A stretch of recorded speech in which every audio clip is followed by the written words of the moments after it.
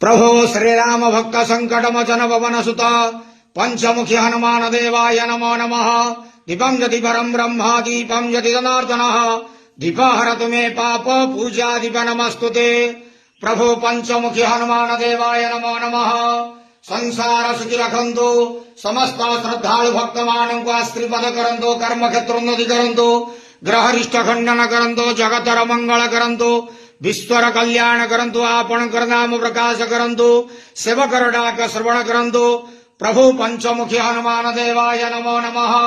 मनोज मारुत तुल्य वेगं जितेन्द्रियं बुद्धिमता वरिष्ठं वातात्मजं वानरयुतमुख्यं श्रीरामदूतं शरणं प्रपद्ये।